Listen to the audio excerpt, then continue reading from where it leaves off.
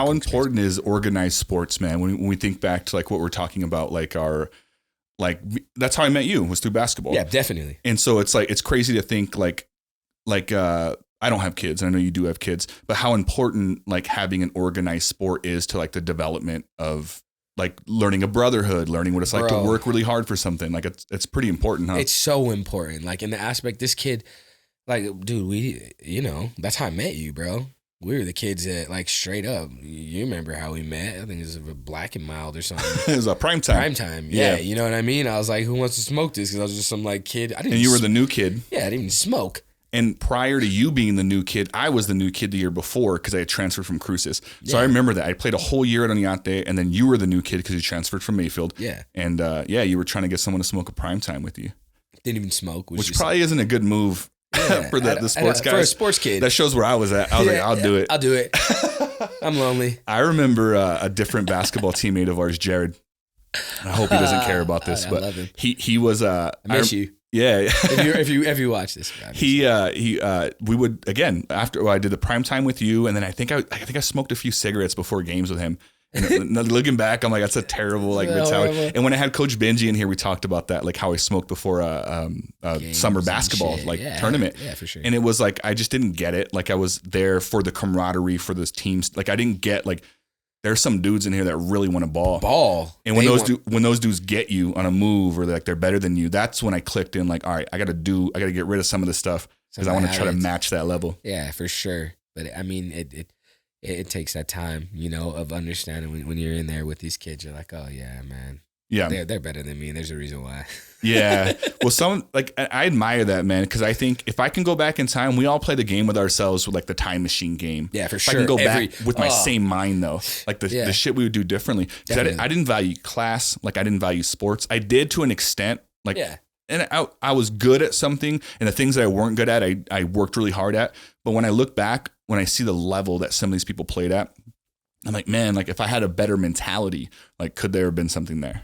And it's something I think anyone who plays sports, I think looks back like, could I have been that? I feel like for each kid, it's different, bro. For me and you and the lifestyle we had prior to that, we were searching for family, bro. Yeah. So there's gangs and then there's basketball.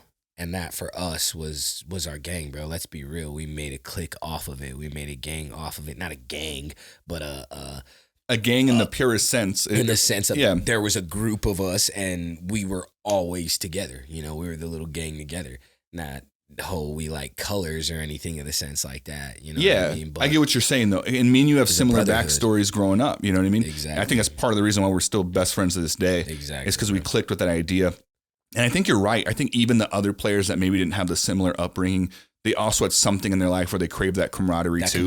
Missing of a dad or missing a parent, whatever. One, huh? Dude, that's a huge one. Yeah. That's the biggest one. What is it about? We know that. Yeah. I've even brought this up on prior podcasts. What do you think it is? I'm interested in your take on this. What do you think it is? And I hope no one gets upset at this. I'm just speaking to one thing.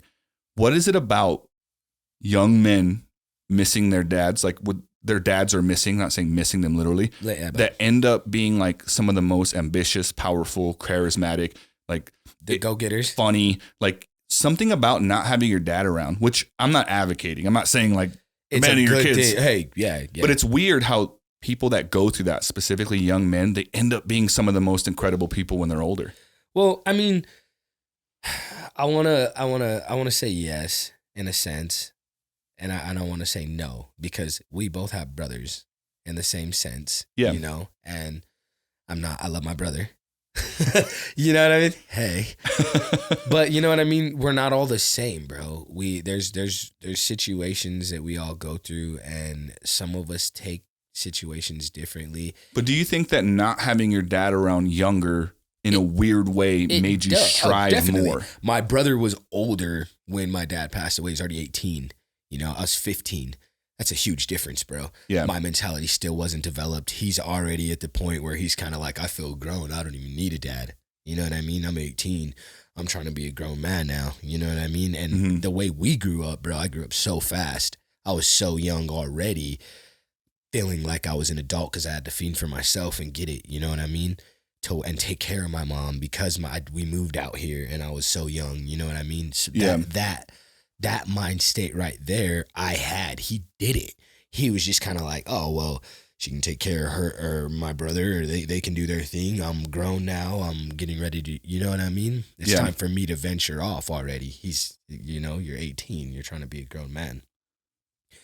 We moved out here. He didn't have high school. So there was no contact and bonding from, you know what I mean, new kids and a new community. You've got to go out there and make these kind of adult relations now. You know what I mean? Unless you're going to college, which is kind of similar to a high school aspect, but it's still not. You know what I mean? You guys aren't hanging out at lunchtime. You're not, you know what I mean? No one has a lunch set like that. You've got classes and you've got a schedule. There's no it's lunch. very different. Yeah, it's a huge difference. You know what I mean? So growing up and having that difference, you know what I mean, in time and missing my dad, him 18, he's kind of grown. Me 15, it made the difference. So I feel what you're saying. It definitely does. It impacted, and I feel like the reason why we grew so much is because of the responsibility that took hand. You had your mom you had to take care of. I had my mom I had to take care of. Your brother sees you still, well, you're at home with mom. It's your obligation kind of to take care of her now. I got to go, bro. You know what I mean? It's time for me to do my own thing and live my own life and take, you know what I mean? That's how I feel. Like personally, that's how, in my situation, that's how it was. You know what I mean? My brother was more, hey, it's time for me I'm grown, bro. Like you and mom kind of have to be together. You've still got to go to school, bro. Like mom still gets truancy if you don't go to school, you know, things of that nature. So there was still that connection between us. And I mean, you see, I mean, my upbringing, you know, we both ended up in foster care and such and so forth. And I mean, I don't want to blame my mom. I was a wild ass kid, you know what I mean? It's two-way for sure. Yeah, you know what I mean? I got a wild mom. Love you, mom. So, yeah, I mean, it definitely, it makes you stronger because I feel like it made us stronger because we had the responsibility of the dad figure.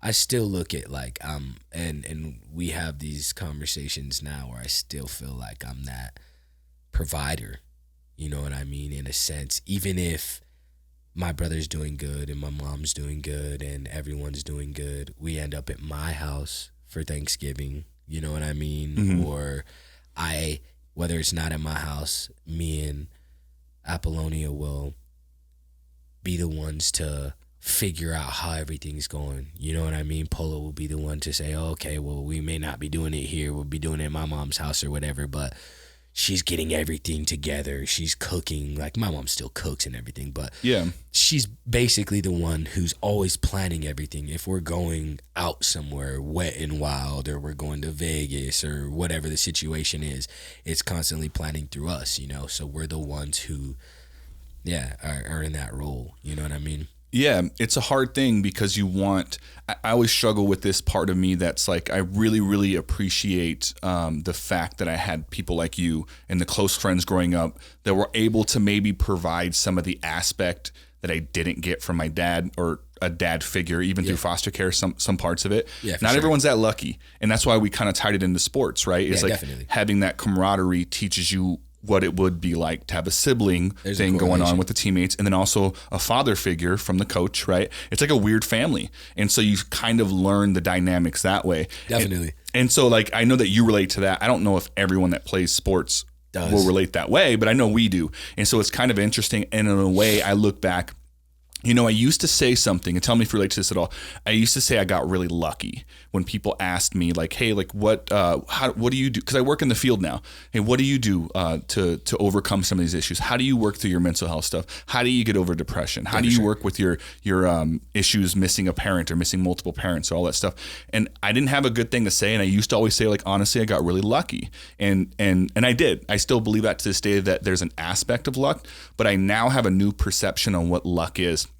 And I think I think of poker, right? When you think of luck, right? Like the best Hold'em players. And in my mind, you can tell me what you think. I think Hold'em is 60% luck, 40% skill. There's a huge luck factor there. Definitely. But if you master the 40% skill, you give your chance, you give yourself a better chance at that 60% luck coming through. Definitely. And so there's that aspect of it. Yeah. And I'm thinking, like, when I look back, I always think, like, maybe I was lucky, and I always will appreciate that. But I got to think that I maximized my 40 by surrounding myself and doing certain things. Played your cards right. I played my cards right. There you go. Perfect example. Yeah. Do you think there's some merit to that? Do you think there's... Definitely. Yeah. I mean, you hear it constantly in rap and life. And, yeah. You know what I mean? The terminology it's common. You know what I mean? It's not the cards you're dealt. It's how you play the hand. Yeah. You know what I mean? So we can definitely attest to I did not have that phrase in mind when I used that metaphor, by the way. But you're right. That is like a common phrase. Yeah. I was just trying to think of something real quick that had both skill and luck involved. Of course. Which is life, right? Yeah, it's so I changed my perspective a little bit. I think there was an aspect of luck in my life, but I think there's also a part of me that knew who to be around and like, who do I want to surround myself around? And I'm not saying I nailed that. I surrounded myself with some bad people, but to take the good parts from those bad people is another skill, right? It's a skill. So, we all know where, I have that conversation where it's like, everyone's like, well, you went to jail, you did a time, you did a period of time in your life where it was like, wow, rough. You know what I mean? It was young. You know what I mean? You made For people that don't know, how long did you do? I did 2 years, bro. Okay. You know what I mean? Which is a massive time to be away from society. Extensive at a young age. You know what I mean? It's extensive. You know what I mean? It's crazy. But that period of time, what I learned, I will never, ever, ever forget, because the type of things that I learned. I mean, correction. This could be a whole nother podcast for what I feel about that. You know what I mean? But there's goods and there's bads, man. But you have to understand that it's the mind that not everyone has the ability to adapt. I feel like IQ is based on your ability to adapt to a situation. Some people can be extremely intelligent. They can have what's the disease where, I don't want to call it that, what it is, I'm sure, but where they have like autism? Like on the spectrum is autism, the way they would refer to it. You have the ability to grasp certain things, but you don't have maybe the ability typically to the social part is lacking as well. Exactly. Yes, the communication part is lacking, but they're able to interpret information and data at a way higher level. Exactly. So that being said, if you don't have that ability to adapt and you're in a situation like jail, man, things happen that are, it's horrible. You know what I mean? So that being said, that's where the correction, in my opinion, is like, so like you got a kid like me that goes into jail and they understand how to correct themselves in there. They understand what correction is for, what the correction system is for. Did you understand that going in, or is that something you figured out while you were there? Definitely something I figured out in there. Yeah. No one is like, hey, yeah, I'm getting ready to go do 2 years and I know why. I know why this guy just sentenced me, whether or not you feel like it's a good reason or not. You know what I mean? You're scared for your life. There's so many feelings unknowns, bro. You don't know. You see TV, you see, you know what I mean? You have no clue what you're suiting up for. Even if you've been to county jail or whatever, you're like, now this is prison, bro. It's like, whoa. It's a different dynamic. It's a whole different aspect. Do you remember your first day? Like, do you remember? Yeah, I'll never forget it, bro. I get in there and like it's just so scary. Everyone is just, it's a bigger spectrum. It's a bigger everything. It's just something where you're really broke down, where now you realize, wow, I'm not getting out of these walls, bro. Like, there's some big ass fences behind me and there's a guard in a tower. Yeah. Like, okay. You know what I mean? Young, that's what I'm trying to say. Young, I was able to adapt. I had the ability, you know what I mean? And because I'm me, because we had what we had been through already through sports, it helped me. Basketball helped me because I had camaraderie. I had the ability to understand respect. I had the ability to know what to do and what not to do and what kind of looks were going to get me in trouble and what respect was, bro, when to keep your head down and when not to, when to, you know what I mean? Speak up for yourself and when not to speak up for yourself. You know what I'm saying? Know to not take anything from somebody, the common sense that even just sports gave you, you know what I mean? it extended in there. You know what I mean? Did you remember everything in life? Do you remember when you learned like your role? So I've been, a little bit of context, I've been to jail, never been to prison. Yeah. And I had a pretty rough experience in jail in the sense of integrating, because I had no plan on doing that, because I knew I'd be out in a few days. Yeah. But I would imagine if you're going into a prison, your whole mindset is how do I integrate, right? Yeah. Like that's gotta be difficult, because there's rules that you don't know. And you're right. I like to think that I'm smart enough to figure it out, but I don't know that. Like you just never know what kind of thing you're gonna run into when it comes into the dynamic. You're literally getting put into a new community. Yeah, definitely. Yeah. It would be like someone from this country going to another country, but obviously way more dramatic because it's prison, right? But you would be the weirdo. You would talk differently. You'd walk differently. You'd have different choices of food and stuff like that. Yeah. So I would assume when you go into a place like that, it's kind of like, do you remember a time or something that happened or some click where you're like, this thing I do, I can't do in here?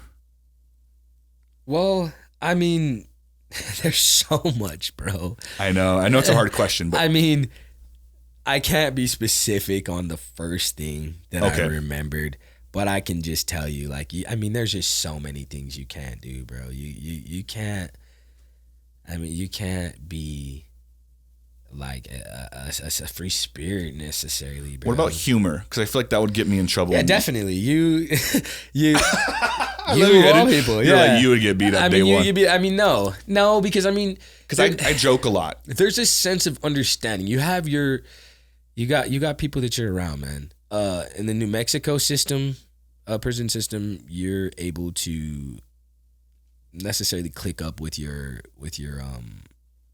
town, with your city. Mm-hmm. So it's not so much a racial thing as other prison systems or federal. So example. In New Mexico, from what I know from my brother, we could hang out. Colin hung out. Okay. You know, sorry, bro. If I'm not supposed to say that, we've been there together. I love you. Whatever. But in the movies, it's a no-go. It's a no-go. And that's why I asked. We can't be with a white guy and a black guy. Yeah. In our town, no, in our prison system, that's not the same. You are allowed to roll with your city. You know what I mean? You're allowed to either, roll with your city, or you can still roll with your race. It's optional. You know what I mean? But either way, regardless, there's still not so much emphasis on race as there is in other prison systems, because federally, they're classified by race and they're classified by gang affiliation and such and so forth. And I mean, they do that kind of classification. Why do you think no one cares about that? Like this world we live in is so progressive that like if you remotely even bring up race in free society, it's a big issue. Like it's a weird thing, isn't it? Like how there's prisons everywhere in every single state and multiple cities in those states, and no one cares that most of those prisons are segregated by race. I mean, that's a conversation. That's what I mean. That's one of those conversations. It's just a weird thing. Like, yes, it could go on. You know what I mean? Yeah. It's almost taboo to because I wish there's things that happen inside of there, bro, in the walls that I could give you onward examples that you would just be like, it makes absolutely no sense. Yeah. But it's the politics that happen in there, just like there's politics out here that make absolutely no sense. You know what I mean? But it's the world we live in. But it's the world we live in. So I can't, you know what I mean? To break down those kind of things is just like, wow, bro, you know what I mean? I got you. But I feel why. I wish I could give you a reason why, bro. So I want to say that there's the powers that be, because it is what it is, because you know what I mean? That general Well, there probably isn't a good question. Yeah. Or there probably isn't a good answer, I should say. But it's a weird thing when you like zoom out a little bit. You're like, we're letting this stuff go on. Yeah. You know what I mean? That's what I mean. Like there's just so much. Let me give you a little quick example. So you get someone who goes to jail.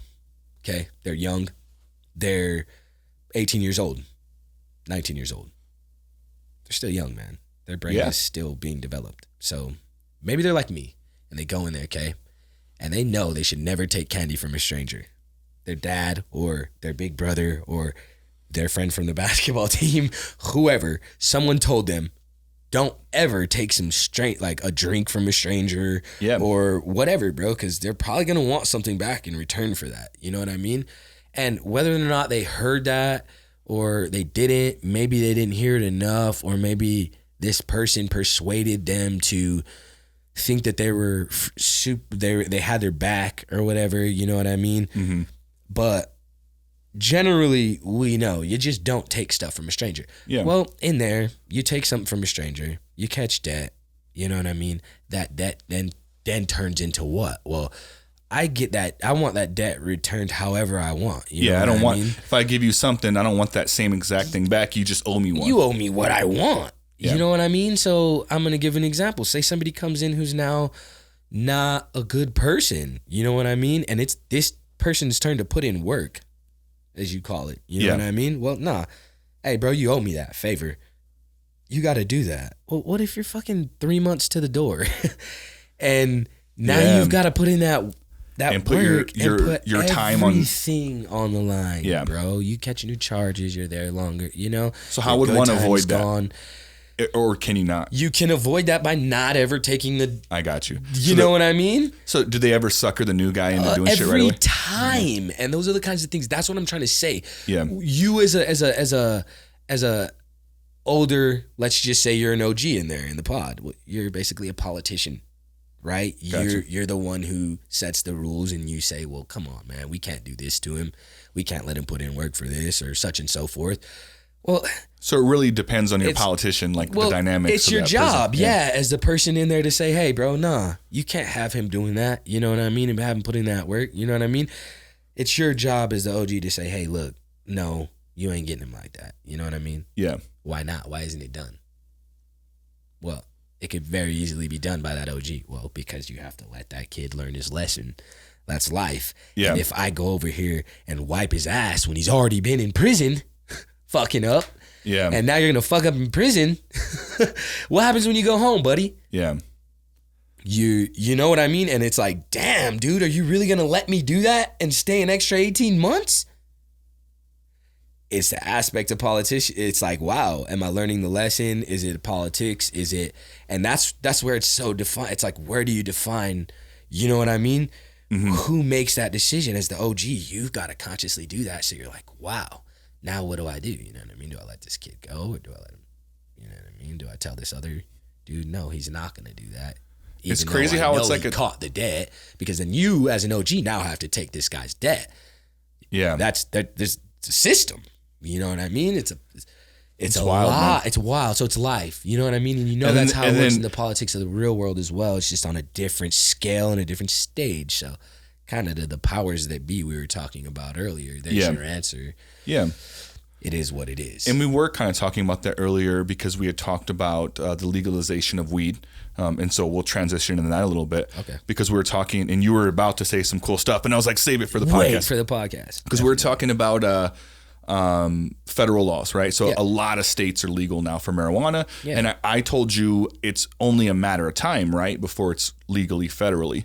Yeah. And you were like, I don't know. And then I think the main thing you said was the money. The money. So explain what you meant by that. Well, why would weed you basically most likely never be federal? Well, yeah, you were like, well, the government's going to want to pick up on that money. Well, because of the tax money that they got in Colorado is the perfect example. The state of Colorado was the first place to do it. It started booming. They were able after Cali.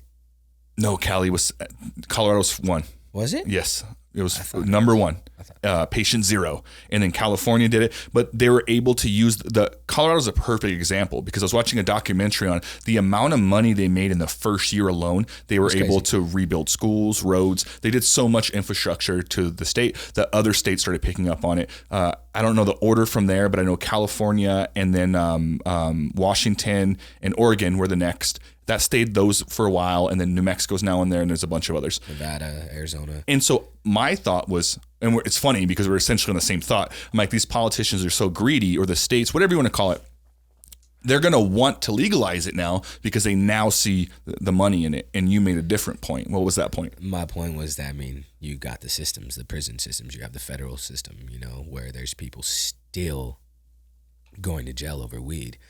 Just and because they make a bunch of money off of people being in the prison. In jail. You know what I mean? It's just the way it works. You think, okay, now I'm taking away lawyers. I'm taking away... Oh, I didn't even think about the lawyer part. Yeah, I'm taking away lawyers. I'm taking away district attorneys, prosecutors. You know what I mean? You're taking away transport. You're taking away the people at certain borders because there's no need for a border.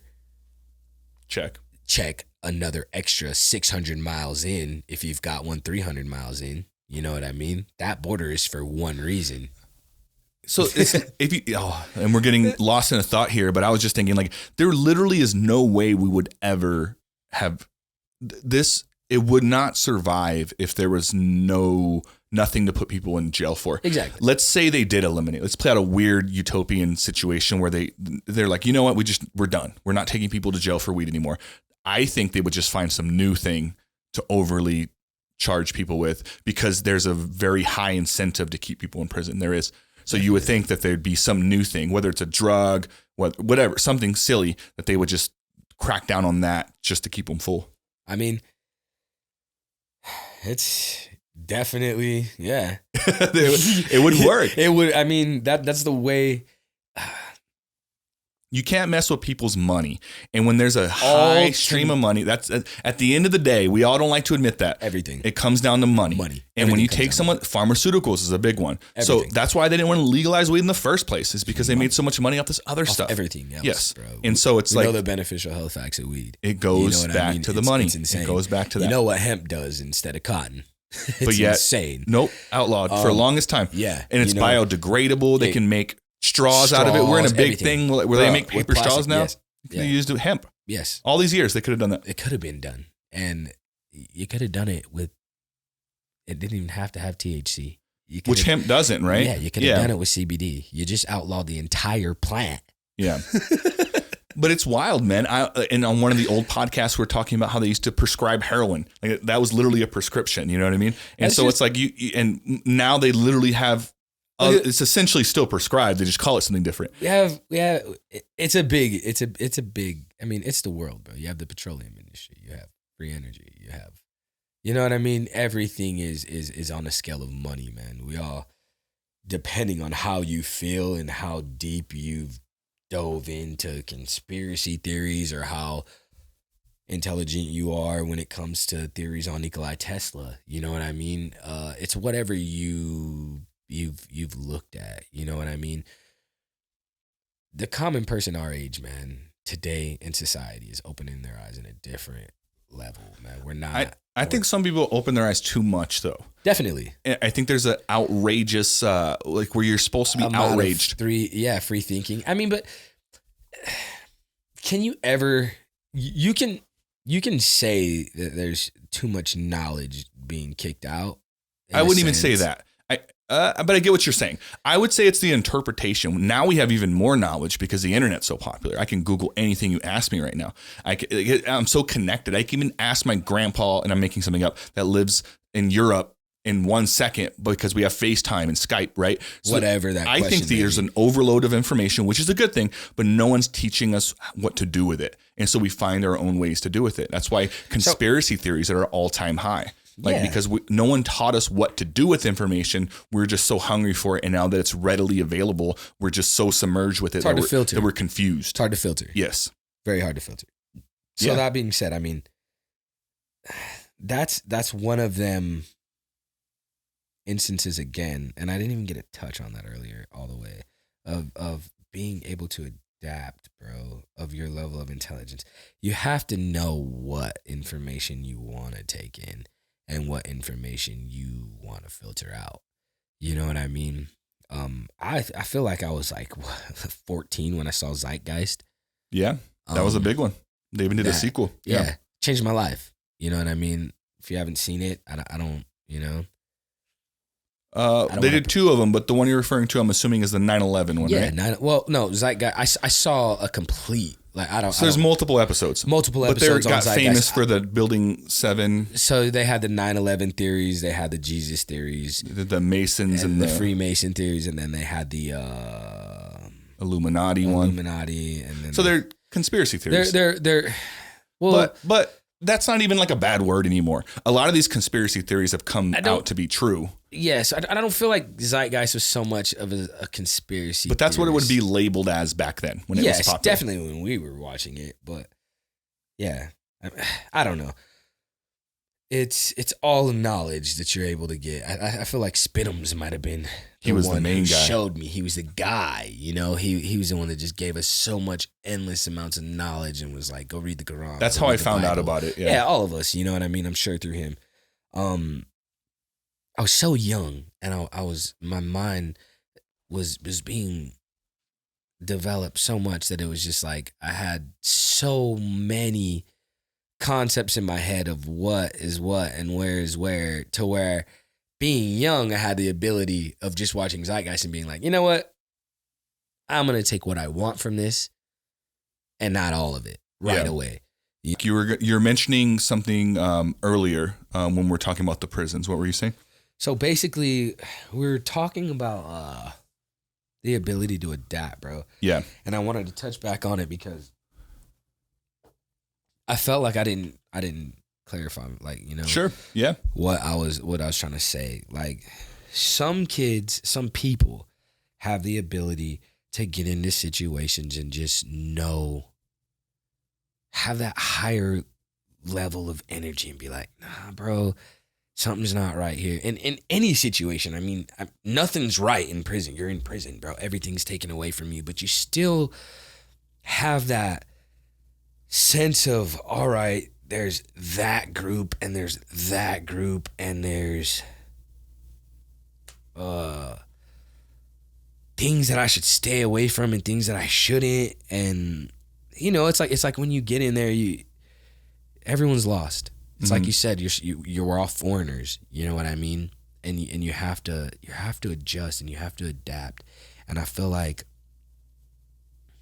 being in there can change a person for the better if you take that time. But anywhere, it's like the military and prison are so similar. You know what I mean? I made this argument before. I actually thought it would be a good idea for a rap song back in the day when we talked about it. The similarities between, and I don't mean to cut you off, by the way, but I have friends that have been to prison, and I have my brother that's been there, and then I have friends that have been to war. Replace a few words, it's a very similar story. So me, and I mean, pause, I love you, bro. Perfect Alex, example, yeah. You're my best example of this. We're both sitting down with you, man, made me realize how much of a similarity there are by eating, by the camaraderie ship, by the your life's on the line aspect constantly. Also, it's almost always men, right? Yeah. So especially if you're infantry, so you're away from your women. Some people have girls at home, some people don't. Either way, everyone's away from them. The food's different. The fact that the feeling of I might die at any moment. Yeah. It's all very similar, bro. I think we have to be really, really careful what we tell these kids next. And I mean, when I say that, I don't even mean directly, right? Yeah. 'Cause I don't mean like we're literally just standing there speaking kids what to do and stuff like that. I'm saying like we have to be really careful with the messages that we send, whether it's through social media, the news, whether it's resources or things that we provide people. I think that we're fostering this almost soft, easy to get away with stuff society.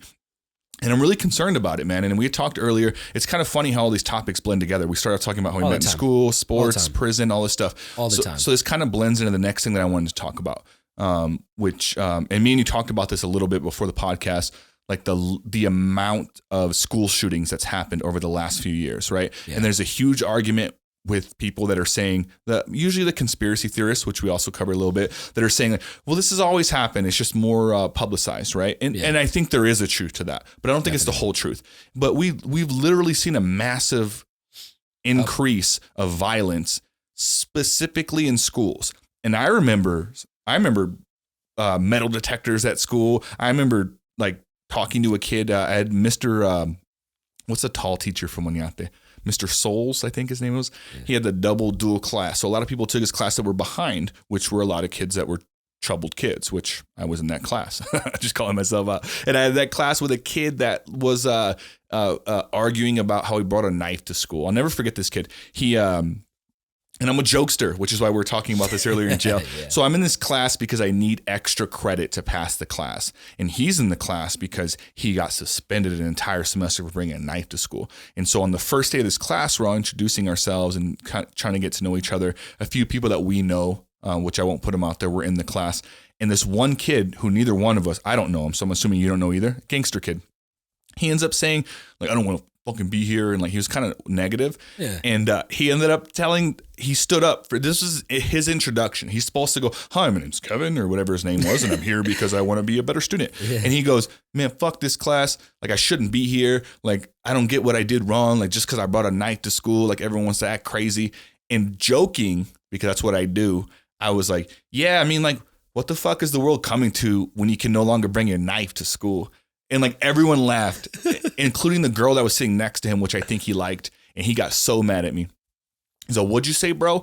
And you know me back in high school, I was in too deep and I was a skinny kid. I'm not saying, and plus he's talking about knives. I definitely should not have responded, but I stood up and I said it again. I'm like, bro, like you're acting stupid. You're like, you don't make no sense. You for sure can't bring a knife to school. Cool. You're probably the reason we now have to walk through metal detectors. And he goes to like come at me. In front of you. And some other kid who I'd never met in my life, also a gangster kid, gets up from his desk. And I'm like, oh shit, this is his boy. He grabs that guy and throws him against the wall, like forearm to neck. And he was like, hey man, like I know who you are. I've seen you around town. Like I'm not about this. You're not about to do anything. You need to get the fuck out. This guy did nothing to you, man. He's right. If you don't want to be in this class or school, then you need to get out. And I was just like, Thank God. Yeah. Yeah. And everyone else was like, oh shit. And the teacher was just standing there. And thank God the teacher didn't jump in because I think the kid would have fought the teacher. But this other kid who was also like, for whatever reason, I don't know their dynamic. I don't even know if it was the same gang or not, but he respected him. He literally grabbed his stuff and left. I never saw that guy ever again. Yeah, and so it's wild. But and to that day, I'll see that guy around town and he'll always like give me a fist bump. I don't know him. I couldn't even tell you his name. Yeah. I just see him. I'm like, oh, I got you. And it's like weird how people do that. But I remember, long story short, like that was a thing. And I remember like joking too much about it, but there is an uptick in violence, man. And we see it a lot. And so I get a little nervous about it. But I don't know. I don't think, I don't know what's going to, well, this last shooting that happened, right? They killed the kid, right? And we forget that he's a kid because he killed younger kids, right? And I don't mean to offend anyone. The kids that died were very young. We're talking 10 to 12. Yeah. And he was 18. He had just turned 18. And I'm not giving him any sort of pass, but he's also a kid. We talked about that earlier. His brain hadn't developed. Yeah. And so in reality, he also died. It was mostly kids, his grandmother that he shot, and a teacher. None of that's okay. But he is a kid that was clearly misled at some point. Yeah, definitely had some kind of... something. And so I'm like, it's hard because I have a bunch of military friends that are pro-guns. And I hear their arguments, and I think there's some good ones, there's some dumb ones, but there's some good ones. And then I know people, and I might be one of them now because we've had so many shootings that I'm like, wait a minute, like I just freak out. I'm like, we got to do something. And so I'm like somewhere in between. But all I know is like, nothing is not an answer anymore. I don't know what we should do. I don't know. I've been talking for a while. What do you think about the whole situation, man? Or can you relate at all, or what do you think? I totally feel you. He is a kid.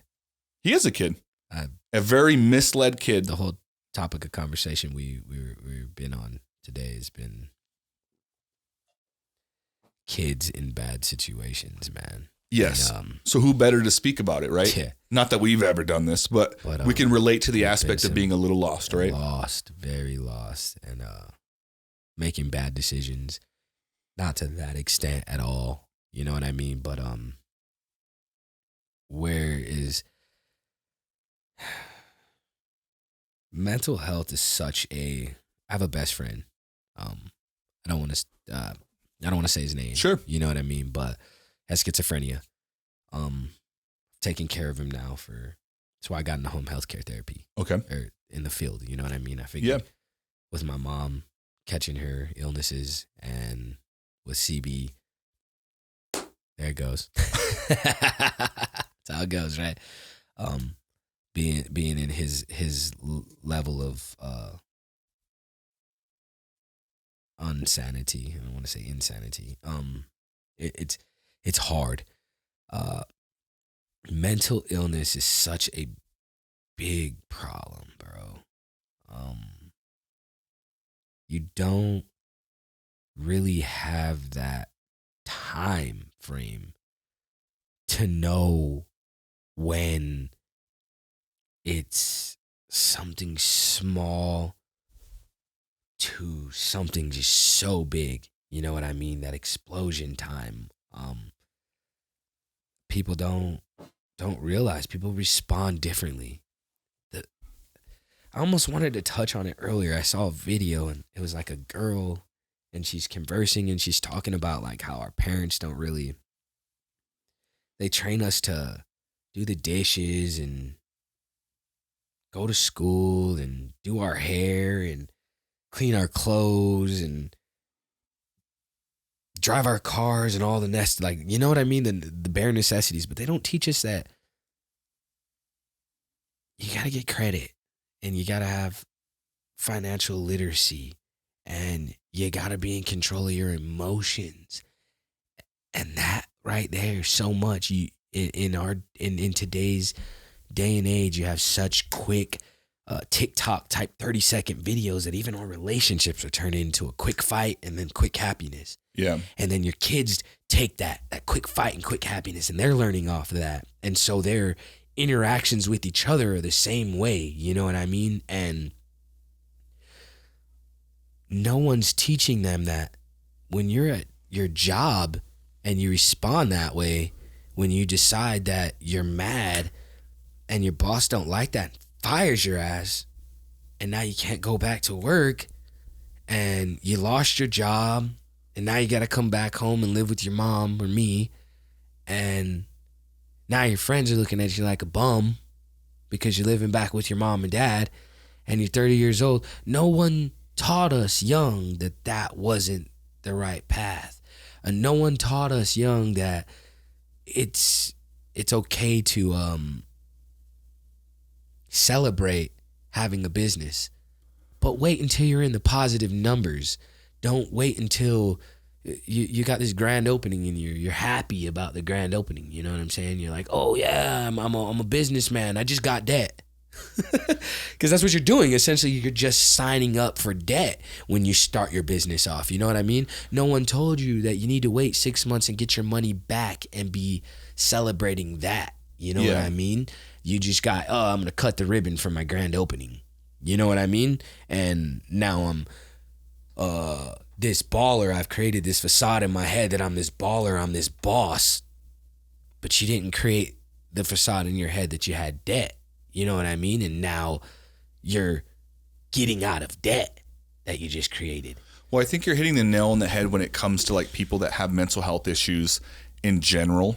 But to hone it back into what we were talking about, like because in this case, none of that was a factor. But you're talking about like someone who's struggling with schizophrenia in a business sense, which I get. No, so the same concept of like that, but going back, like you gotta like something has to happen major for you to want to like hurt someone. Definitely, and like I said, it was a broad.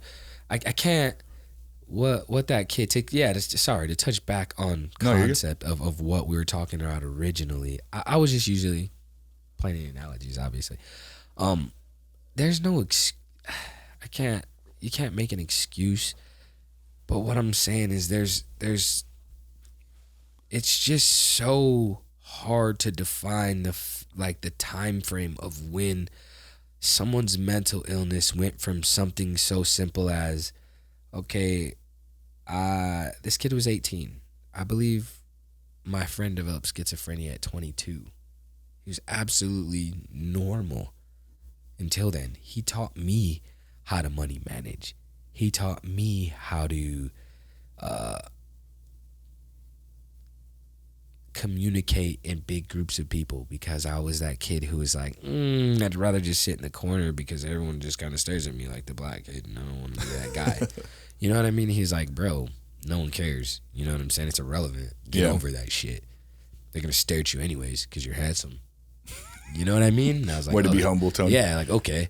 You know, that was his mentality. No, you know what I mean? That's his mentality. Like, I can't get him to do that today. And it destroys me because I know what he once was. And now I have to deal with this guy who's nowhere near that, bro. Nowhere near that. Nowhere near my level of intelligence. And yet he was way beyond it. You know what I mean? And it was a day. It was his dad died and it broke him. It created the schizophrenia in his head, bro. It was a very trauma-induced situation. And from that time on, it wasn't the same, bro. And I saw that. And that is, there's no way to, that's what I mean. There's no way to just say, hey, when, you know what I mean, should we have said, CB, you shouldn't be around your dad because you might break. Yeah, and I'm not even saying we do something like that. That's not the way the brain works. And I'm not saying you're saying that, but I'm trying to say to generalize as to why this kid or what this kid was thinking. There's so many numbers of things that could have happened like that. You know what I mean? It could have been anything that just triggered it. Could have been a relationship issue. Could have been anything. Is any of it right? The reasoning behind it? I don't think we could ever give this kid. No one can. No, but we definitely want to, as a community, try to understand it. Like, you're right. There's never going to be a right way, but the understanding part comes from like, and it's hard, right? They send reporters in sometimes to talk to these prisoners like Ted Bundy and the Manson guy. Not because we want to, and probably because some media people want to glorify it. Of course. But mostly because we want to understand what someone like that's going through so we can prevent the next person. Because information is power. It's everything. And so that's where I'm at. And in this case, we won't get that because the kid's dead. He's gone. In a lot of cases, the Vegas shooter, the guy's dead. You know, and some of them, they do have these people, and I hope they really spend a lot of time actually interrogating and asking questions to these people because I think we can use the information. Definitely. I don't know what the answer is. I don't think anyone does. If we did, we clearly would be implementing something. I'm just saying there's this weird line in society where it's like there's the no guns at all. There's the we have guns. There's the maximize mental health. There's the that's not the real issue. There's so many sides of it, and I see really, really great and really, really dumb arguments on both sides. And so I don't know the answer, but I do relate to the sentiment that a lot of public figures have said, which is like we definitely can't do nothing. Like it just seems like it keeps happening. I don't know what it is. The latest thing that I was watching was the police officers. There was like a big gap in between when they responded, and people already were in this era where they hate police officers. You know what I mean? Yeah, definitely. And so it's already a touchy thing, and then now we get another shooting on top of that. Like, and they're both intertwined, and now there's some blame on the police officers, and it's like it's hard because at the end of the day, this person committed the act, but there's so many like trickle effect things that took place afterwards, and so I think it's going to cause a bit of a divide on what we should even do moving forward. That, unfortunately, is always the narrative. Yeah. You know what I mean? It seems the common narrative. Law enforcement versus the world right now. I really, that's a touchy subject. I definitely feel like things need to be done differently on that aspect. What could we do differently though? That's the rough part. I mean, like, is it training? Is it counseling for individuals?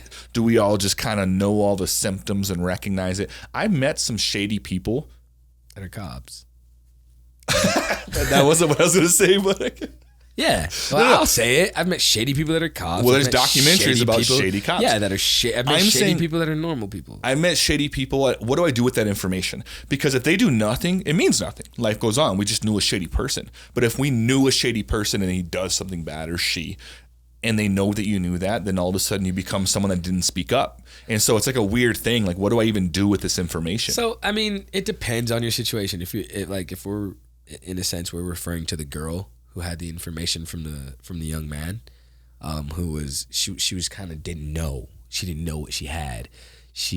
There was a young lady, I believe, in this situation with this shooter who was being fed information prior to him going and shooting. He was sending her some Instagram messages or anything, but she didn't know the man, and she was kind of like, what are you talking about? Oh, I'm going to go air out in elementary, I believe was one of the texts. I wouldn't know either. Like, I know it sounds bad, but if I'm that age, and I saw some people post some weird shit. Yeah. Like, I wouldn't know. I would think, like, I would for sure go like, that's weird, but I wouldn't think to, like, tell someone about it. Yeah. And that's what I mean. Like, but that's the difference between then and now. Yeah. Now, when we were that young, you didn't have 215 or 200 whatever mass shootings that we saw. Yeah. On our social media or our kid or we were talking about at school. You know what I mean? I think there was like one, the Columbine killing at our time. That was the big one. That was the one that we knew about. Kind of got drowned out, by the way. You know what I mean? That was the only one at our time that we knew about that was big. You know what I mean? Yeah. So that's not the case for these kids. You know what I mean? They're conscious of knowing that other young kids, unfortunately, can hurt people. I hate to say this, but that concept is trending. It is. And so you understand what I'm saying? A lot of media sites actually will refuse to post the guy's name nowadays because they don't want to glorify it. Yeah. Which is the point. And that's kind of where it entails. That's one of the things we definitely need to do. It's unfortunately that it's a horrible thing because it's like you can't stop the world from knowing what happened. They want to know. But then when you let the world know, it glorifies this person. And it's like, man, now he's got 1 million views. And if you go look at his posts or anything that he had, he's got 1 million views. And somebody's making money off that. Like at all times. If this kid had a YouTube or something, like it's like a horrible concept to be thinking that somebody's out there making money now off of this. But that's the case. That's what the media is doing off of it. They're making money. That's the reason why they're posting it. They wouldn't post it unless there was money behind it. Yeah. So it goes back to the concept we talk about oil and everything. It's if there's not money behind it, an agenda behind it, it won't get done. You've got people that are dying every day. Every day. Yeah. From different things, bro. Whether it be a tornado that blew their house away to what depicts what we should look at. We'll leave it with that. My guy, I think we had a good conversation, man. I think we had some great moments. How do you feel? Good? Love you, man. Would you come back and do it again? Awesome. Anytime. All right. We are checking out, ladies and gentlemen, Tony Brown. Thank you. Appreciate you, my brother. Love y'all. And we're out.